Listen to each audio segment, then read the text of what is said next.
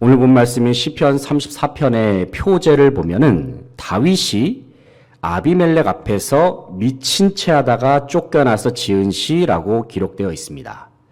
본문 말씀의 배경은 이렇습니다. 다윗이 왕이 되기 이전 시절에 사울 왕에게 쫓김을 당한 사실을 우리가 다 알고 있습니다. 왜냐하면 당시에 이스라엘의 민심이 사울 왕이 아닌 골리앗을 쓰러뜨렸던 다윗에게 향해 있었기 때문입니다. 그때 이스라엘 백성들이 전쟁에서 승리를 거뒀던 용사인 다윗을 칭송하면서 이런 노래를 지어 부르죠. 사울은 천천히요, 다윗은 만만히로다라는 그러한 노래를 지어서 아주 큰 소리로 부르기 시작합니다. 그러다 보니까 다윗을 향한 사울의 질투심은 극에 달합니다. 그뿐만 아니라 여차하면 왕위를 다윗에게 빼앗길 수도 있겠다라는 생각에 사울은 어떻게든 다윗을 죽이려고 계속해서 쫓아다니기 시작합니다. 사울 왕은 다윗을 잡기 위해서 많은 병사들을 동원했습니다. 하지만 다윗은 하나님의 보호하심과 하나님의 도우심으로 모든 위기를 극적으로 모면합니다. 그러던 중에 다윗은 사울을 피해서 가드라고 하는 나라, 가드왕 아기스에게 자신의 몸을 의탁합니다. 그러나 당시에 이 가드의 신하들은 다윗이 블레셋의 골리앗을 쓰러뜨린 아주 위험한 장수라고 왕에게 알립니다. 그리고는 다윗을 살려두면 훗날에 나라의 큰 위험 요소가 될 것이라고 말합니다. 다윗에게는 큰 위기의 순간이 닥쳐왔습니다. 왜냐하면 자신의 목숨을 노리는 사울 왕을 피해서 가드로 갔는데 오히려 그는 가드의 왕과 또 신하들에게 잡혀서 처형당할 수도 있는 그러한 위기에 놓였기 때문입니다. 그때 다윗이 나름의 기지를 발휘해서 가드 왕과 그의 신하들 앞에서 악귀에 사로잡힌 척하면서 연기를 하기 시작합니다. 미친 채 연기를 하는 거죠. 성문 문짝에다가 아무렇게나 글자를 이렇게 끄적이기 시작합니다. 그리고 수염에는 침까지 흘리면서 다윗은 혼신의 힘을 다해서 미친 척 연기를 합니다.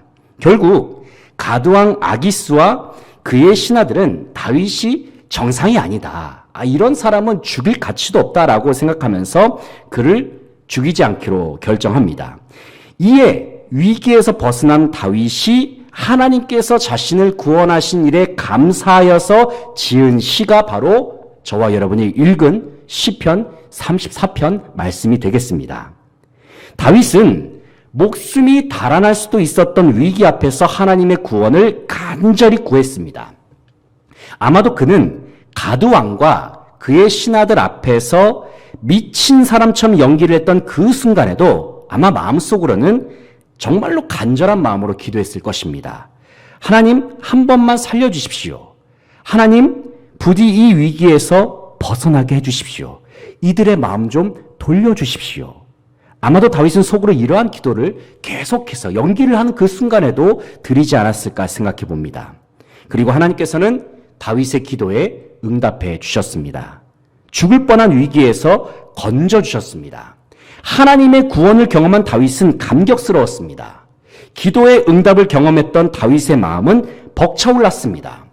그래서 그는 자신의 기도를 응답해 주시고 자신의 생명을 보존해 주신 하나님을 평생토록 변함없이 어떠한 상황 속에서도 찬양할 것을, 예배할 것을 자신 있게 선포합니다.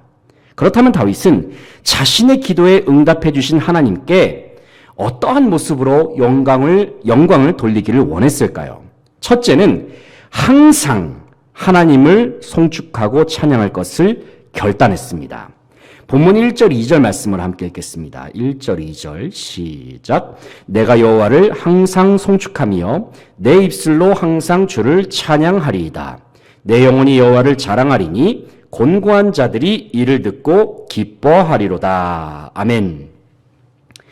1절 말씀을 보면 내가 여호와를 항상 송축하며 말씀합니다. 여기서 송축이란 단어는 하나님 앞에 겸손하게 무릎을 꿇고 하나님을 예배한다는 의미입니다. 또 2절 말씀을 보니까 다윗은 내 영혼이 여호와를 자랑하리니 말씀합니다. 다시 말해서 나를 구원하신 하나님, 나의 기도를 응답하신 하나님을 온 세계와 열방 가운데 드높이면서 선포하겠다는 말씀입니다. 그렇다면 하나님을 송축하고 하나님의 이름을 높여드리는 것을 언제 하겠다는 말씀입니까? 1절에서 다윗은 이렇게 고백하고 있습니다. 내가 여호와를 항상 송축하며 항상 내 입술로 항상 주를 찬양하리이다 말씀합니다. 여기서 항상이란 말은 모든 상황을 이야기합니다. 어떤 경우에라도 하나님을 찬양하겠다는 것입니다. 내가 기쁠 때나 슬플 때나 일이 잘 풀릴 때나 혹은 그렇지 않을 때나 상관없이 변함없는 마음으로 주님을 찬양하겠다고 다윗은 결단합니다. 왜냐하면 주님께서는 지난날의 삶 속에서 내 모든 삶의 위기의 순간 속에서 나를 주님께서 구원하셨기 때문입니다. 그리고 하나님께서는 앞으로의 삶 속에서도 동일하게 인도하실 것을 그는 확신하기 때문입니다. 사랑하는 성도 여러분, 하나님은 어제나 오늘이나 영원토록 신실하신 분이십니다. 과거에도 함께 하시고 지켜주셨던 하나님께서는 앞으로의 삶 속에서도 저와 여러분을 변함없이 지켜주실 줄로 믿습니다. 다윗의 고백과 같이 항상 하나님을 송축하고 찬양하며 나아가는 모든 성도들 되시기를 소망합니다. 둘째는 함께 광대하신 하나님의 이름을 높여드릴 것을 선포했습니다. 3절 말씀 함께 읽어보겠습니다. 3절 시작. 나와 함께 여호와를 광대하시다 하며 함께 그의 이름을 높이세. 아멘. 3절 말씀을 보니까 다윗은 이스라엘의 온 회중에게 이렇게 말씀합니다. 나와 함께 여호와를 광대하시다 하며 함께 그의 이름을 높이세 권면합니다. 여기서 함께라는 단어가 3절에서 2번이나 나오고 있죠. 함께라는 단어 속에는 첫 번째 함께라는 단어 속에는 다 같이라는 의미가 포함되어 있고요. 그리고 두 번째 나오는 함께라는 단어 속에는 몸과 마음이 모두 하나가 된 상태라는 의미가 있습니다.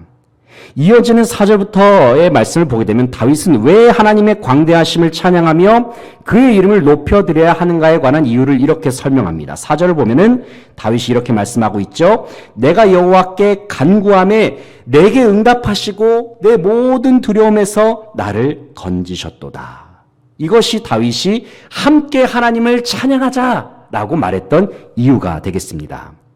하나님을 높여드려야 하는 첫 번째 이유가 무엇입니까? 먼저는 하나님께서 내 기도를 응답해 주시고 모든 두려움으로부터 제거해 주셨기 때문입니다.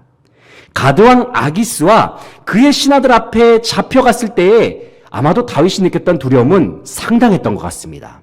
제 아무리 골리앗을 쓰러뜨렸던 장소를 할지라도 죽을 위기 앞에서는 그 두려움이 아주 극심했던 것으로 보입니다.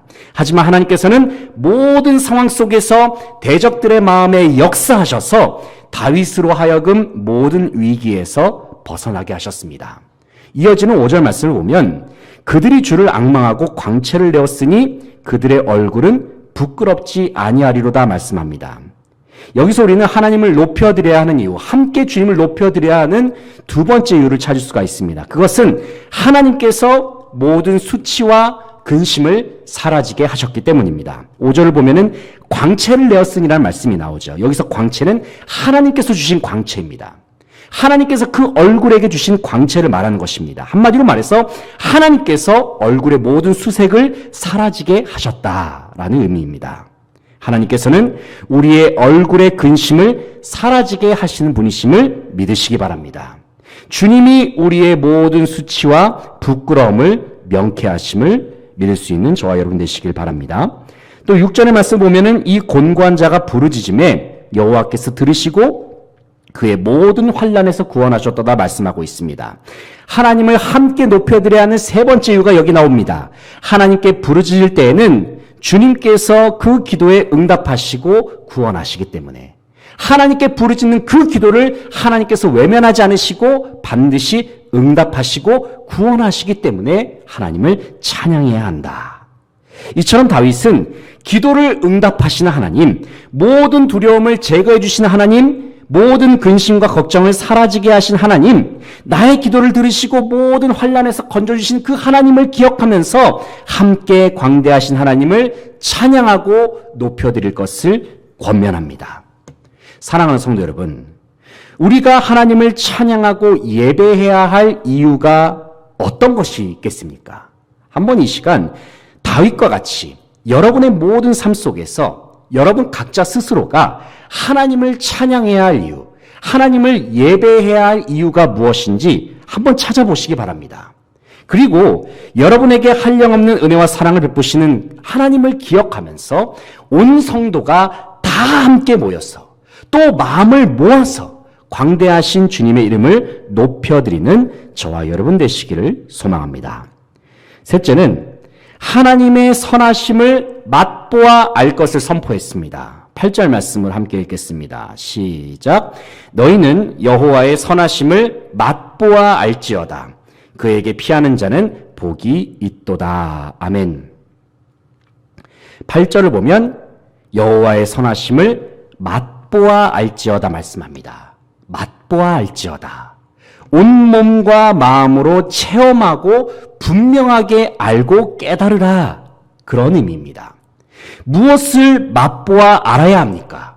바로 하나님의 선하심, 여호와의 선하심, 하나님께 속한 모든 좋은 것들을 온몸으로 체험하고 온 마음으로 느끼라는 말씀입니다. 사랑하는 성도 여러분, 우리는 하나님께서 우리를 위해 예비하신 최고의 복을 맛봐야 합니다. 우리를 이 세상 그 누구보다도 사랑하시는 하나님의 사랑을 맛봐야 합니다. 그리고 우리는 우리에게 가장 좋은 것을 허락하시는 하나님의 선하심, 하나님의 은혜, 하나님의 손길을 맛봐야 합니다. 그렇다면 어떤 사람이 하나님의 선하심을 맛볼 수 있습니까? 8절에서 다윗이 이렇게 말씀합니다. 그에게 피하는 자는 복이 있도다 말씀합니다. 9절의 하반절에서 다윗이 이렇게 말씀합니다. 그를 경외하는 자에게 부족함이 없도다. 하나님께서 다 채우신다는 것이죠. 그리고 10절에서 다윗이 이렇게 말씀합니다. 여호와를 찾는 자는 모든 좋은 것에 부족함이 없으리로다. 하나님께 피하는 자, 하나님을 경외하는 자, 하나님을 찾는 자는 하나님의 선하심을 맛볼 수 있고 하나님께서 예비하신 충만한 복, 부족함이 없는 복을 누릴 것이다. 하나님께서 말씀하십니다. 사랑하는 성도 여러분, 이 세상에 아무런 소망이 없고 그 어디에도 기댈 곳이 없을 때에 오직 살아계신 하나님께만 소망을 두고 하나님만 찾고 의지하며 나아가는 모든 성도들 되시기를 간절히 소망합니다. 이어지는 10절에서 다윗이 이렇게 고백합니다. 젊은 사자는 궁핍하여 줄일지라도 여호와를 찾는 자는 모든 좋은 것에 부족함이 없으리로다 말씀합니다. 제 아무리 힘이 강한 젊은 사자라 할지라도 먹이를 구하지 못해서 굶주릴 때가 있습니다. 하지만 하나님을 찾고 하나님을 의지하는 자에게는 주님께서 그의 모든 삶 속에 가장 좋은 것으로 채우신다고 약속하십니다. 여러분의 인생에 당장의 문제가 해결되지 않고 당장에 원하는 것이 주어지지 않는다 하여도 하나님께서는 결국에는 가장 좋은 것을 허락하시고 주님의 선하심과 하늘의 복으로 우리의 삶을 가득 채우실 것임을 믿으시기 바랍니다. 하나님의 선하심을 맛보아 알아감으로 더 큰 확신의 길, 믿음의 길로 나아가는 모든 성도들 되시기를 소망합니다. 사랑하는 성도 여러분, 하나님께서는 우리의 모든 기도에 응답하시는 분이십니다. 우리의 모든 기도를 들으시는 분이십니다. 그리고 우리의 기도에 응답하셔서 큰 구원을 행하시는 분이십니다. 인생의 문제와 삶의 위기가 닥쳐올 때에 하나님 앞에 굳센 믿음으로 변함없는 믿음으로 기도하며 나아가는 모든 성도들 되시기를 간절히 소망합니다. 우리의 기도에 응답하시는 하나님을 송축하며 찬양하시길 바랍니다. 전심으로 광대하신 하나님의 이름을 함께 높여드릴 수 있기를 바랍니다. 그리고 모든 삶 속에서 하나님의 선하심을 맛보며 온몸으로 체험하고 누릴 수 있기를 소망합니다. 우리의 기도에 응답하셨던 하나님은 앞으로의 모든 생활 속에서도 우리와 함께 하시고 우리의 기도에 응답하실 줄로 믿습니다. 기도에 응답하시는 하나님, 우리 주님을 송축하며 의지하며 모든 영광을 돌려드리는 수지 광성의 성도들 되시기를 소망합니다. 기도하시겠습니다.